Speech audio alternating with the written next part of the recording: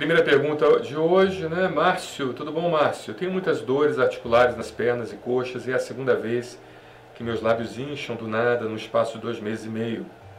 Mais ou menos, estou preocupado. Meus pais morreram ambos de câncer. Márcio. Márcio, assim, entenda que esse espaço aqui não é um espaço para diagnóstico de doenças, né?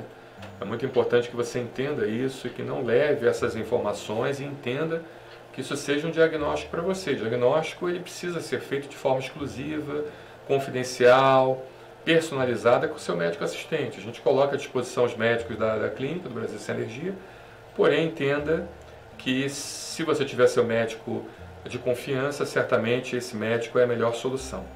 E a nossa conversa, a conversa que eu vou ter com você aqui é uma conversa mais de conhecimentos gerais.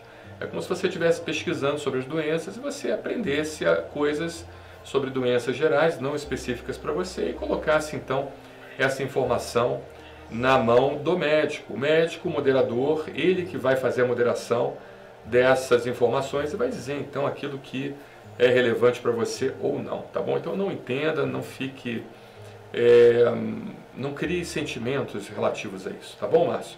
É importante a gente deixar claro que isso é só a título de conhecimento. O que é interessante, Márcio, é que você sente dores articulares, né? E seus lábios estão inchando. Olha, a primeira coisa que a gente vê no quadro de um paciente com angedema, isso a gente tem falado muito sobre isso, é a questão do angedema que aparece com rache cutâneo, ou seja, aquele angedema com urticária, ou o angedema sem urticária, tá bom? Ou seja, aquele angedema, aquele inchaço que o paciente tem, seja no lábio, seja nas pálpebras, seja na bolsa escrotal, também outra possibilidade, na face em si, acompanhado então da urticária. Se você tem um angedema com urticária, então a gente pensa em possibilidades, tá? Agora, se o angedema é sem urticária, então a gente acaba definindo com muito mais precisão possibilidades mais específicas, tá? O angedema com urticária, uma das possibilidades com urticária é a alergia. Existem outras, mas uma das possibilidades é a alergia. E o angedema sem urticária, se é seu caso, aí a gente tem que fazer uma investigação mais profunda. A primeira coisa que é solicitada, isso é importante você depois bater um papo com o seu médico e colocar isso na mesa dele, é justamente um marcador chamado complemento C4. Se esse complemento C4 vier normal, então a gente já descarta todas as possibilidades daquele fluxograma que nós vimos discutido. A gente vai dizer então que é um angedema de causa idiopática, ok? Que hoje não é tão idiopático assim. Na minha época era idiopático, né? Eu já me formei já há bastante tempo, já tenho meus cabelos brancos, perdi muitos cabelos também, mas na minha época era idiopático, ninguém sabia muito bem. Mas hoje tem algumas evidências que mostram que pode estar relacionado com deficiência do fator 12 de coagulação e também com a questão do fator 12 e também com a questão hormonal. Então mulheres assim que têm alterações nos ovários, homens também, não é só mulher, a gente fala muito de mulher, né, porque a mulher acaba tendo um ciclo menstrual, toda aquela situação hormonal que é muito mais aparente, né, do que no homem. O homem é mais estabilizado em relação aos hormônios. Então a gente fala em relação à mulher porque às vezes um ovário policístico pode estar relacionado com angedema relacionado a hormônio, estrogênio, a desproporção de estrogênio e progesterona, o uso de determinados anticoncepcionais, principalmente os anticoncepcionais injetáveis, aquelas injeções que a mulher toma, e outras situações hormonais, porque faz um complexo imune, e esse complexo imune por sua vez então induz uma resposta de liberação de bradicinina, né? E essa bradicinina, por sua vez, ela então faz esse angedema.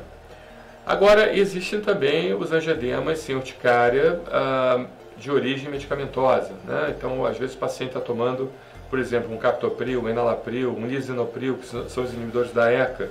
Não comumente, não muito frequente, pacientes que tomam a losartana, né? Que é também um inibidor da angiotensina, do receptor de angiotensina, ou todos os inibidores, todas as artanas, né? Losartana, valmisartana, teomisartana e assim vai. Esses também são medicamentos que podem também induzir um aumento de bradicinina sem alteração do C4. Mas suponhamos que você descartou isso, você não toma nenhum tipo de remédio para pressão, nada disso, nem também tem alterações hormonais, é importante você verificar, nem tem alteração também do fator 12 de coagulação. e a gente pede C4 e C4 vem baixo. Então, C4 vindo baixo, a gente vai pensar primeiro em duas possibilidades, né? Ou angioedema hereditário ou angioedema adquirido. Para a gente pensar no angioedema hereditário, a gente tem que, então, a primeira coisa a fazer é dosar um marcador do sistema complemento chamado inibidor de C1 Você dosa ele tanto quantitativo quanto qualitativo. E se o inibidor de C1 estiver diminuído quantitativamente e não funcionante qualitativamente, a gente pode pensar na possibilidade de ser um angioedema hereditário. Tá? Aí a gente, para diferenciar do angioedema hereditário para o adquirido, aí a gente vai conversar sobre o seu caso, que não é seu caso em específico, na possibilidade remota de... Aí você conversar com o seu médico, é importante a gente deixar claro isso. Pelo amor de Deus, não entenda que eu estou fazendo diagnóstico aqui. Isso aqui não é espaço para diagnóstico. Aqui é uma live no YouTube, é irresponsabilidade minha se eu pensar em diagnóstico. Então você precisa conversar com o seu médico e levar essas sugestões todas, certamente ele vai ter a capacidade de moderação para entender. Mas se o inibidor de C1 ou qualitativo ou quantitativo vierem baixo, então a gente pensa na possibilidade de ser um angioedema adquirido, tá? Não, perdão, um angioedema hereditário. Aí, para a gente diferenciar do adquirido, aí a gente pede um outro exame chamado C1Q. E se C1Q vier normal, aí realmente a chance de ser um angioedema hereditário é enorme, ou seja, C4 baixo, inibidor de C1 baixo, quantitativo, inibidor de C1 qualitativo baixo e C1Q baixo, ou um ou outro, né? Inibidor de C1 qualitativo baixo ou inibidor de C1 quantitativo baixo, tá bom? Então a gente pensa, se o C1Q vier normal, que também é um marcador do sistema complemento, a gente pensa então na forte possibilidade de ser angioedema hereditário. Agora se C1Q vier baixo, ou seja, tudo baixo, C4 baixo, inibidor de C1 baixo, C1Q baixo, tudo baixo, aí a gente pensa na forma adquirida. Ou seja, está havendo um consumo exagerado, exacerbado, total, de todo o sistema complemento. Aí, uma das possibilidades são doenças reumáticas que podem levar a isso. Aí a gente vê essa questão dessa sua dor nas articulações. Determinadas neoplasias, cânceres também podem levar, cânceres linfáticos ou não linfáticos, ou sólidos, a gente tem que pensar. Basicamente, essas duas situações, né? É basicamente isso, né? Infecções também podem levar também um consumo do sistema complemento com a infecção grave. Tá bom, Márcio?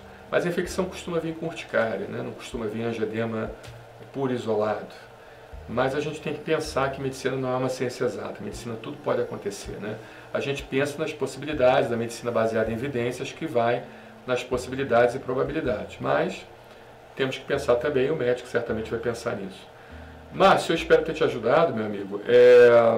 Pelo menos você vai levar isso para o médico. Agora, o diagnóstico não é fácil, tá? Não é, porque deu isso aqui, deu aquilo outro, que é positivo, meu Deus do céu, estou com esse problema. Não pense nisso. O diagnóstico não é fácil, muitas das vezes você precisa levar para uma junta médica, os médicos analisarem, tomarem uma decisão em conjunto, para poder então ter uma elucidação melhor do quadro clínico, tá bom, Márcio? Mas entenda, mais uma vez, eu preciso deixar bastante claro, esse espaço não é espaço para consulta médica, nem para diagnóstico, pelo amor de Deus, tá? Não pense dessa forma.